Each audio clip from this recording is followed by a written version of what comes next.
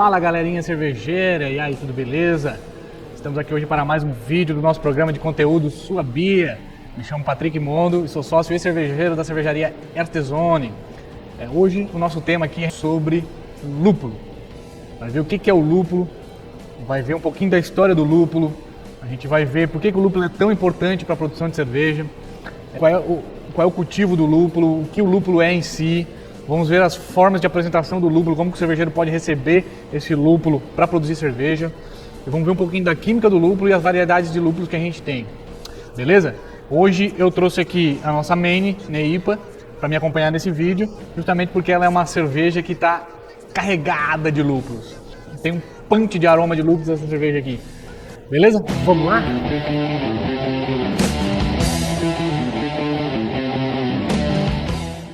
Vamos lá então, galerinha. Antes do lúpulo ser utilizado na cerveja, os cervejeiros utilizavam um mix de erva para poder saborizar essa cerveja, né? Porque cerveja sem o lúpulo, sem esse mix de erva, ela é simplesmente um caldo doce alcoólico, né? Então, os cervejeiros costumavam utilizar lá na época um mix de erva que se chamava Gruit para poder saborizar um pouco mais essa cerveja e ela ser um pouco mais agradável de ser tomada. E só no século XII, quando a monja alemã, fazendo suas pesquisas sobre a produção de cerveja, porque naquela época a cerveja era muito produzida pelas mulheres, inclusive, Hildegard von Bingen foi quem registrou a primeira vez a utilização de lúpulo numa cerveja. É claro que já se conhecia a planta anteriormente a isso, porém ela não era realmente utilizada na cerveja. E o primeiro registro então foi com essa monja alemã, Hildegard von Bingen. Ele se popularizou muito na escola alemã, por trazer propriedades que preservavam mais a cerveja naquela época. E já na escola belga ele acabou não sendo muito bem visto, assim. Os cervejeiros belgas gostavam muito de continuar utilizando o Gruit, o mix de ervas ali na cerveja. Foi introduzido só na escola inglesa a partir do século XV, vindo da Europa continental, e só no século XV ele foi inserido então na escola inglesa. E mais ou menos nessa época, quando os colonizadores ingleses chegam nos Estados Unidos, também começa a introdução desse ingrediente lá nos Estados Unidos. E até o século XX, uma curiosidade aí, só se conhecia algumas dezenas de variedades de lúpulo. Por volta de 20 a 30 variedades de lúpulos era o que se conhecia até o início do século XX. E qual é a importância do lúpulo na produção de cerveja? Inicialmente o lúpulo foi utilizado na cerveja para conferir à cerveja propriedades bacteriológicas. O lúpulo tem essa propriedade de inibir o crescimento bacteriológico e isso propiciou lá na Alemanha, principalmente, depois na escola inglesa, belga, propiciou um tempo de vida útil maior para as cervejas e proporcionou então que esses cervejeiros conseguissem até levar essas cervejas durante suas viagens, suas navegações e inclusive essa é a historinha clássica da India Pale Ale, que é uma cerveja carregada de lúpulo justamente por conferir essas propriedades bacteriológicas para a cerveja. O lúpulo ele é a principal fonte de amargor para a cerveja, é ele que vai trazer o amargor característico para a cerveja, que é medido pela escala IBU, né? O Index Bitter Unit, né? Que é a escala que mede o amargor. Quanto maior esse número, maior vai ser o amargor. Isso pode ser calculado conforme, depois a gente vai ver um pouquinho mais de detalhe disso, conforme a quantidade de resinas que tem no lúpulo e o tempo de produção e tal. Então é ele que vai conferir esse amargor principal para a cerveja. E hoje em dia o lúpulo é muito, muito estudado mesmo por conta do seu potencial aromático que ele traz para a cerveja. Essa nossa cerveja aqui, a New England IPA, é uma cerveja que realmente traz um potencial aromático muito, muito interessante. Um aroma de frutas amarelas, frutas tropicais, um aroma de laranja, de manga, maracujá, tudo isso é propiciado pelos lúpulos que são adicionados nela, né? Então o lúpulo ele tem um potencial aromático que está sendo muito explorado agora, recentemente, e está trazendo novas sensações, novos flavors para as cervejas, né?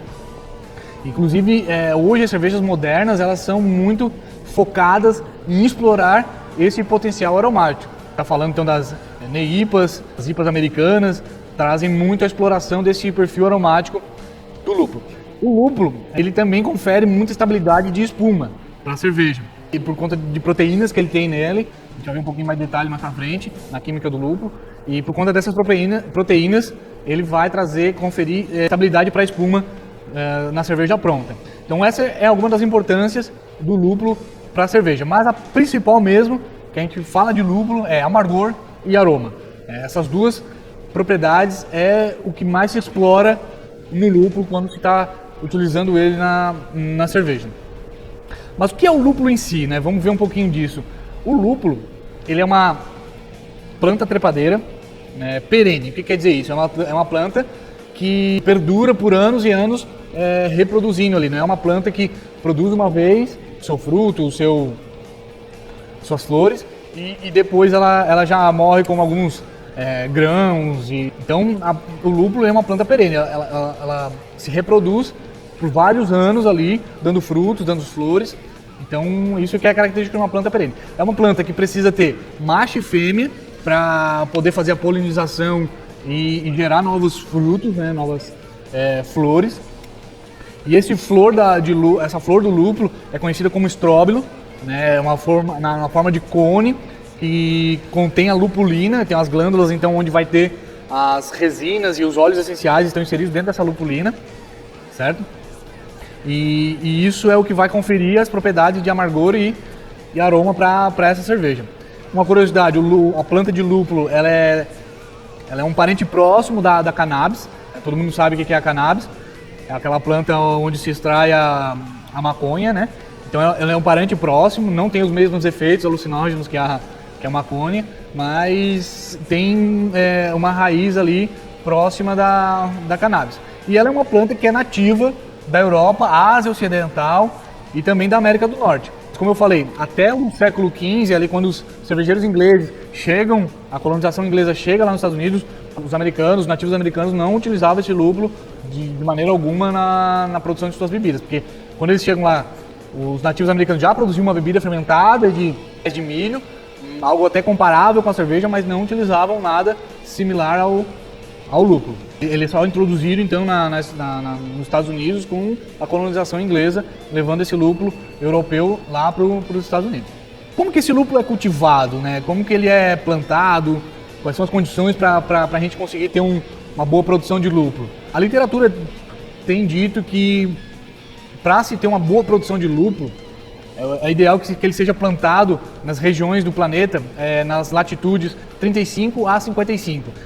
Isso é onde hoje tem bastante produção de lúpulo. Por exemplo, Yakima Valley, lá nos Estados Unidos, é onde tem a maior produção de lúpulo hoje no mundo.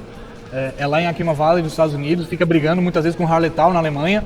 E essas duas regiões, se a gente for olhar no mapa ali, elas estão bem centralizadas entre 35 e 55, mais ou menos em 40 graus ali nessa latitude, certo? Muito até por observação, sem muito estudo científico comprovando essa teoria, tá? Mas é o que a literatura tem observado, onde tem as maiores produções de lúpulo. Se diz também que o lúpulo precisa ter por volta de 14 horas de sol durante a sua floração ali. Também precisa ter de 6 a 8 semanas abaixo de 4,4 graus em média. O que se diz também que se consegue alcançar em torno de 3.600 a 4.000 pés por hectare. E normalmente se planta o lúpulo esticando fios, né? Hasteado por postes, segurado por postes ali, postes de madeira ou pode ser qualquer outro material. Tem fios horizontais, né, para dar uma estrutura e fios verticais indo até o solo, né? E esses fios é onde eu vou plantar o pezinho de lúpulo e ele vai crescer por esses fios verticais. E pode se plantar de 1 a 2 pés, dependendo da região, dependendo de onde se está plantando, se consegue plantar de 1 a 2 pés por fio de arame ali, onde vai estar crescendo então esse pé de lúpulo. Se fala também que o lúpulo precisa ter 3 a 4 anos para se atingir a maturidade de produção de flor, tá? Não é tão simples produzir lúpulo, ele precisa ter esse tempo de maturação, ali, de crescimento, e somente depois disso ele vai começar a conseguir produzir os estróbilos ali de lúpulo. E o lúpulo ele tem uma particularidade que se assemelha muito às uvas, né? Se fala muito do terroir das uvas, e o lúpulo tem se observado que ele traz muito essas características similares da uva referente ao terroir. E o que é esse terroir? O terroir é uma característica que o lúpulo adquire da região onde ele está sendo plantado. As condições climáticas, condições de solo, condições até de pragas, condições de cultivo, condições solares, condições ambientais ali que interagem com a planta, e isso vai conferir para o estróbilo ali, vai conferir para a planta propriedades exclusivas daquela planta que está sendo cultivada ali. Então é uma interação entre o meio ambiente e a planta, e isso vai conferir características exclusivas para aquele lúpulo, para aquela planta, né? Então isso que se chama de terroir, uma palavra francesa que é muito relacionada com as uvas. As uvas, elas trazem muito isso para o vinho, então dependendo de onde a uva é plantada, isso vai conferir sabores e aromas específicos daquela uva que não vai se alcançar em nenhum outro lugar do mundo, né? Justamente por conta dessa interação entre a planta, o fruto e o ambiente que ela está inserido, né? Então isso se chama de terroir. Então esse é um pouquinho do cultivo do lúpulo, né? Mas como que esse lúpulo chega para a cervejaria? Como que o cervejeiro vai utilizar esse lúpulo na produção de cerveja? Existem basicamente 4 formas, ou até 5 formas, de como esse lúpulo chega para o cervejeiro. Ele pode chegar na primeira forma natural, que é as flores de lúpulos mesmo, chegando na sua forma in natura para o cervejeiro. Isso tem prós e contras, né? O pró chega lúpulo muito fresco, trazendo sabores e aromas muito frescos, de lúpulo fresco. Então isso é um pró, mas o contra é que isso tem uma vida útil muito pequena. Eu não consigo, por exemplo, fazer a colheita do lúpulo em flor e querer utilizar ele na cerveja depois de alguns meses. Eu tenho que usar no máximo em algumas semanas, porque senão ele já oxida muito fácil, perde propriedades muito fácil, certo? Outra forma que é muito utilizada são os pellets, e a gente vai ter o pellet T90 e o pellet T45. Tem 2 formas de pellet aí, então por isso que pode ter 4 ou 5 formas, dependendo de como a literatura fala, né? Então eu posso dividir esse pellet em 2 categorias. O pellet T90 é onde ele vai ter 90% de matéria seca, certo? E o pellet T45 é onde ele vai ter 45% de matéria seca. Qual é o pró bastante interessante dos pellets? O pellet vai conferir um tempo de vida útil muito maior do que as flores, certo? Eu consigo utilizar por muito tempo depois de ser processado. E o pellet, né, tem uma amostrinha aqui, ele tem bem essa aparência aqui de lúpulo. Traz o aroma muito fresco dos lúpulos, certo? Ele normalmente é armazenado em embalagens ou com atmosfera controlada ou a vácuo, né? Isso vai conferir uma durabilidade muito maior para o lúpulo. E uma forma muito prática de sentir o aroma do lúpulo é tu pegar um pelletzinho dele, esfregar nos dedos aqui, esfarelar ele, para liberar bem esses aromas desse lúpulo, certo? Uma outra forma de apresentação desse lúpulo para a cervejaria são os plugs. Os plugs é uma forma intermediária entre o pellet e a flor. É um lúpulo que não foi tão prensado e nem tão triturado que nem o pellet. Então isso acaba trazendo um pouquinho mais de frescor, né? E também acaba trazendo um pouquinho mais de durabilidade em comparativo com as flores de lúpulo. Então ele é meio que um intermediário entre o pellet e o plug. E uma última forma é o próprio extrato, né? Eu posso utilizar o extrato de lúpulo, onde o beneficiamento ali de lúpulo vai fazer a extração das resinas e óleos essenciais que tem ali na lupulina e vai colocar isso dentro de um frasco e vai propiciar um concentrado então muito alto de resinas e óleos essenciais do lúpulo, beleza? Então essas são as formas que podem chegar de lúpulo aí para o cervejeiro. Agora a gente vai entrar num ponto bem interessante, que é onde traz toda a ciência do lúpulo, é onde existem muitos estudos hoje em dia falando do lúpulo, que é a química do lúpulo, né? Mas antes deixa eu tomar um gole. A composição do lúpulo a gente pode dizer que tem vários compostos aí.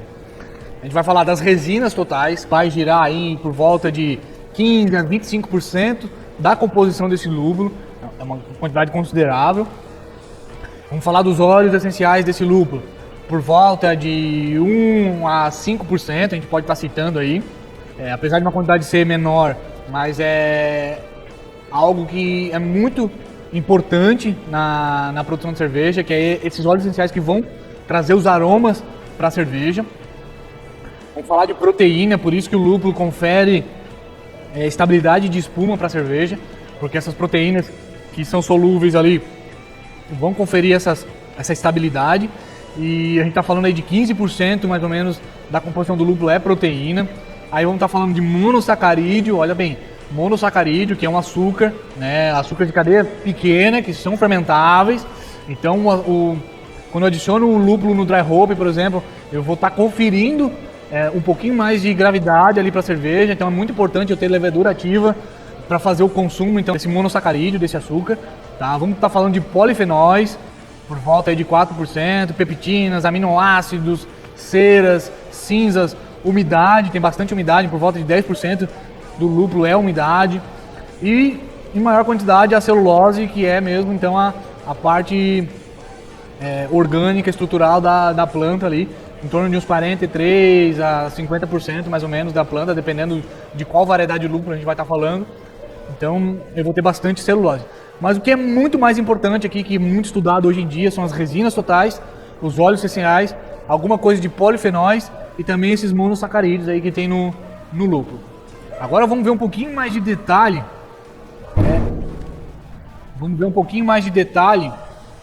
As resinas totais desse lúpulo, certo? Como a gente falou ali, 15 a 30% mais ou menos, a gente vai ter de resinas totais nesse lúpulo. E essas resinas totais elas podem ser divididas em dois grandes grupos: resinas macias totais e resinas duras totais. Vou falar um pouquinho das resinas macias. As resinas macias são as mais importantes hoje, mais conhecidas, mais estudadas do lúpulo, que a gente vai estar então falando dos alfa-ácidos e dos beta-ácidos. Os alfa-ácidos a gente vai estar falando de 5 a 13%, dependendo da variedade, alguma coisa até mais. Tá? E os beta-ácidos também por volta de 5 a 15% das resinas macias. Né? E os alfa-ácidos quais são? A gente vai estar falando da humulona, a gente vai estar falando da corromulona, adromulona, análogos da romulona. Né? Então, são esses os alfa-ácidos que vão lá no processo de fervura serem isomerizados. O processo de isomerização é uma inversão da cadeia desse composto orgânico e essa inversão é que vai conferir então o amargor para a cerveja, tá? O beta-ácido, ele não é isomerizado durante a fervura, tá? Ele pode conferir amargor também, mas quando ele é oxidado já na cerveja pronta ou durante a maturação de alguma maneira. E os beta-ácidos quais são? A gente vai estar falando da lupulona, da colupulona, adilupulona e alguns análogos dessa lupulona, né? Ainda falando um pouquinho dos alfa-ácidos, lúpulos com corromulona um pouquinho maior confere um amargor um pouquinho mais adstringente, um pouquinho mais desagradável, né? Mas na verdade tem estudos mais recentes aí que dizem que na verdade é que a corromulona ela isomeriza muito mais fácil, né? E isso acaba conferindo um amargor mais pronunciado do que, por exemplo, a rumulona e outros compostos aí de alfa-ácidos, né? Então é mais realmente um desconhecimento então da estrutura química do que realmente uma característica desagradável da corromulona, né? Então é por conta de ela isomerizar mais fácil. Então lúpulos que tem corromulona não necessariamente vão trazer um amargor desagradável. É só a gente conseguir dosar ele de forma mais para o final da fervura e tal, que eu vou controlar melhor essa isomerização. Eu vou ter uma baixa taxa de isomerização e vou conferir ainda amargores para a cerveja. Falando um pouco agora das resinas duras. A gente vai estar falando da alfa dura, da beta dura, nomenclaturas muito similares às resinas macias, mas quando a gente fala da beta dura, a gente vai estar falando do xanthan-rolumol. Esse xanthan-rolumol que está sendo bastante estudado hoje em dia por conta que ele pode ser isomerizado também, e ele traz realmente um aroma muito fresco para a cerveja, certo? E então hoje tem sido estudado muito como ativar essa isomerização dele, qual é a facilidade de isomerização dele, como é que ele pode ser isomerizado, por conta que ele vai conferir aromas muito fresco para cerveja. Então tem se buscado lúpulos com maior quantidade de Chantolmol por conta disso, né? Por conta desse frescor que ele traz para a cerveja. Agora a gente vai ver um pouquinho dos óleos essenciais. A gente falou, as resinas ali é o que vai trazer o amargor para a cerveja. Os alfa-ácidos principais ali é o que vai isomerizar e converter em amargor para a cerveja. E os óleos essenciais é o que vão trazer aromas, os aromas para a cerveja. Os óleos essenciais são extremamente voláteis, então por isso que para extrair os óleos essenciais para a cerveja normalmente se fazem adições bem tardias no processo de fervura, até adições pós-fervura, adições no Whirlpool. Enfim, tem várias técnicas aí, a gente vai ter um vídeo específico falando sobre técnicas de lupulagem. Para extrair esses óleos, eu normalmente adiciono bem no finalzinho da fase quente, na verdade, para não volatilizar tanto esses óleos, eu adiciono bem no finalzinho da fase quente. E também as adições mais tradicionais para extrair os aromas, os óleos essenciais e não volatilizar é na fase fria já. A gente vai estar falando das adições de dry hop, né? A gente vai ter um vídeo específico falando de técnicas de lupulagem, onde a gente vai detalhar bem essas técnicas aí, adições tardias, adições de dry hop, como é que pode alcançar. Vamos falar uma particularidade dos lúpulos, que é a biotransformação, vamos detalhar bem como é que funciona isso, tá? Mas vamos ver aqui o que são esses óleos então. Os óleos essenciais, na verdade, a gente tem quase 3 categorias, podemos citar aí. Hidrocarbonetos oxigenados e compostos de enxofres. Esses são as 3 categorias de óleos essenciais que a gente tem na lupulina, lá dentro do lúpulo. Os hidrocarbonetos vão estar ali por volta de 60% da composição dos óleos essenciais. E são eles os principais óleos que a gente vai dar uma conversada aqui, que vão conferir aroma para a cerveja.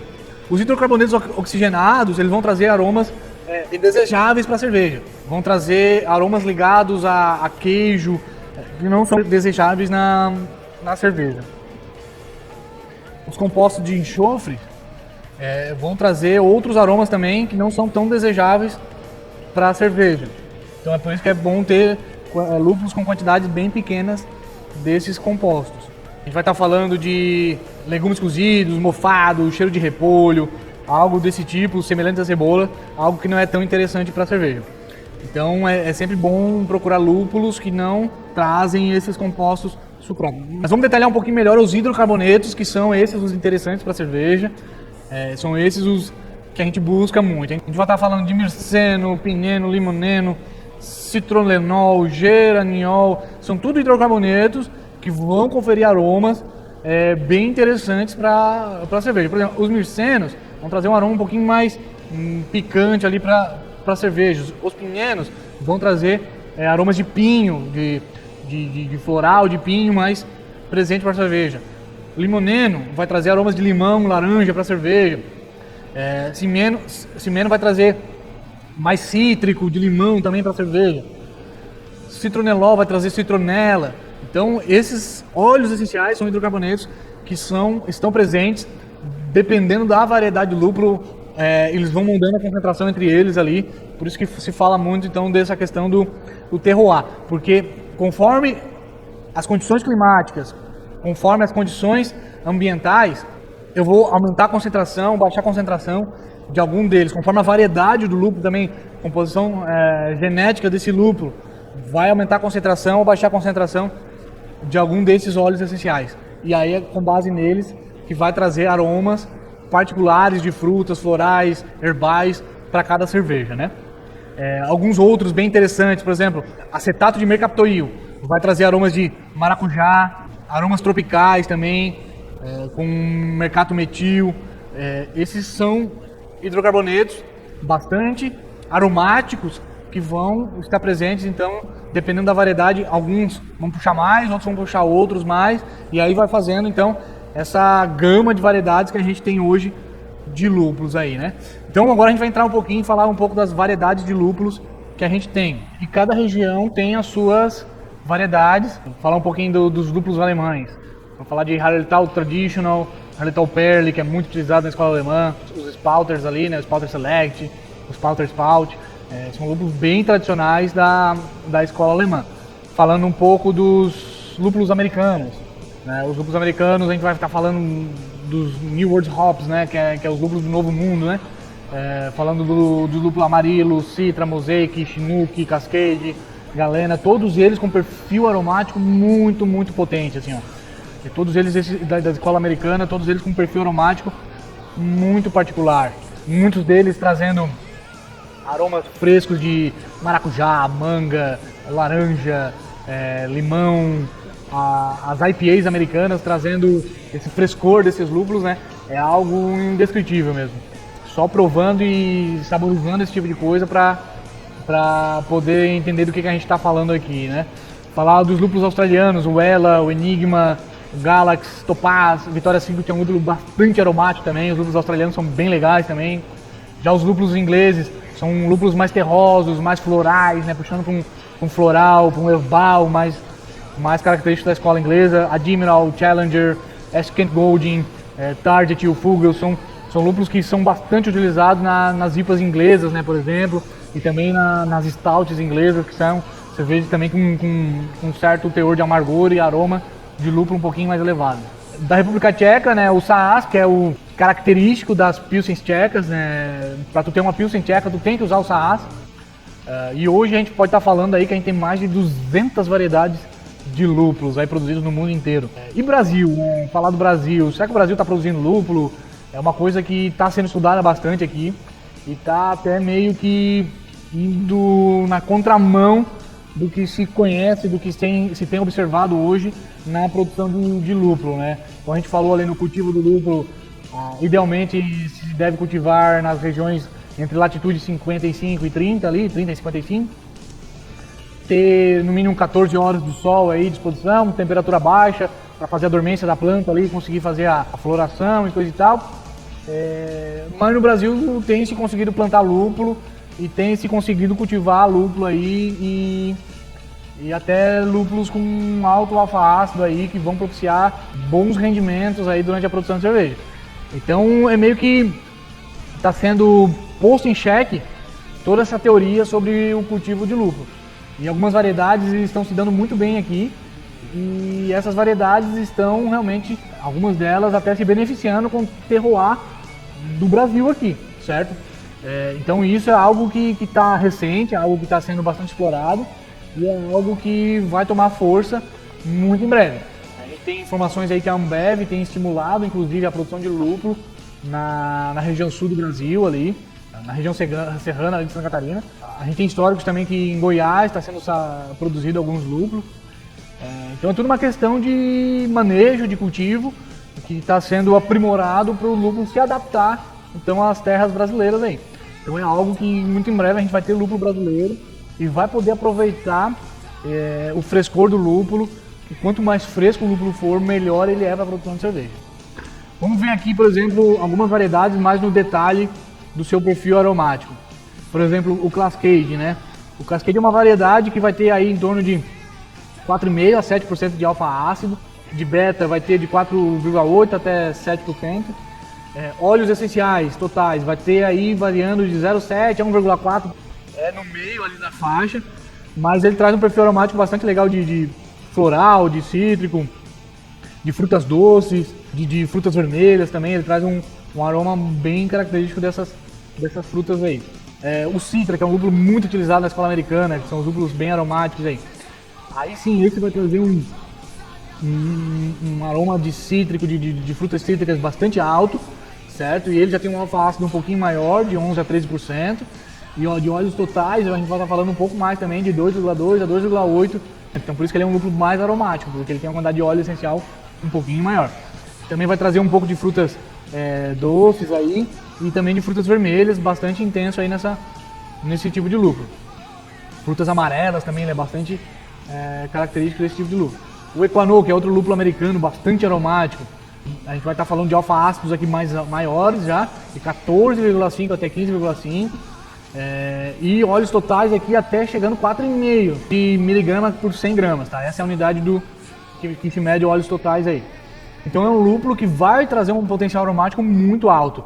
Também bem nessa linha aí dos frutas amarelas, frutas doces, de cítrico, já um pouquinho menos de frutas vermelhas. Ele é mais intenso nessas frutas aí. E para o cervejeiro que está em casa produzindo, quer conhecer um pouco melhor esses lúpulos, basta pegar algum relatório anual aí da Bafrás ou qualquer outra produtora de lúpulo aí no mundo, que eles fornecem esses relatórios anual de cada colheita, eles fazem análise de cada colheita, e aí com base nessa colheita eles fazem análise do lúpulo e plotam esse perfil sensorial daquele lúpulo. Então, essa é uma outra particularidade dos lúpulos que a gente deve falar, que cada colheita não tem a mesma quantidade de alfa-ácido, não tem a mesma quantidade de óleos essenciais.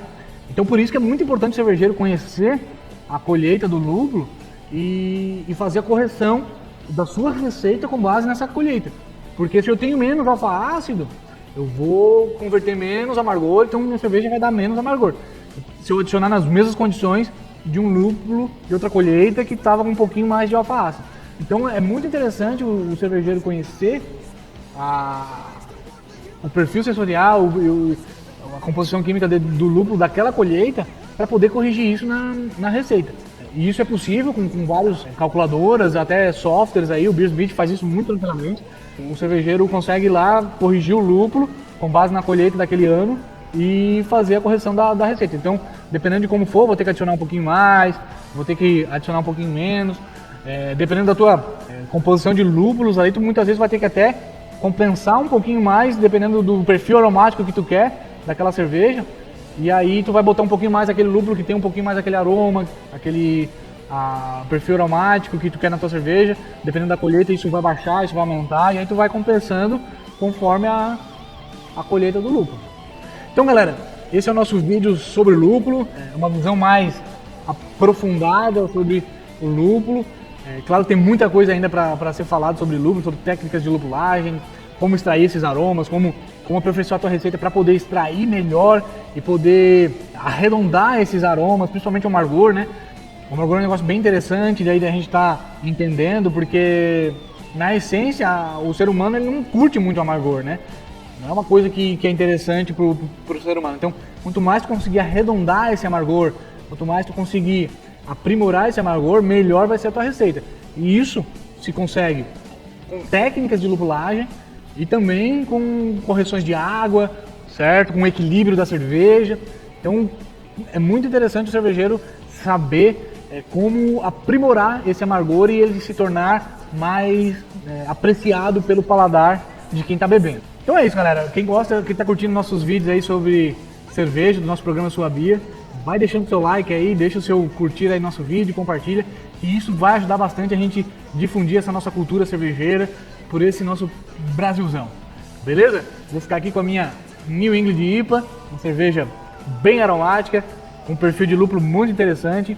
A gente utiliza nela aqui alguns lúpulos americanos que vão trazer esse perfil aromático bem interessante aí de frutas amarelas, frutas tropicais, né, para essa cerveja que é característica desse estilo.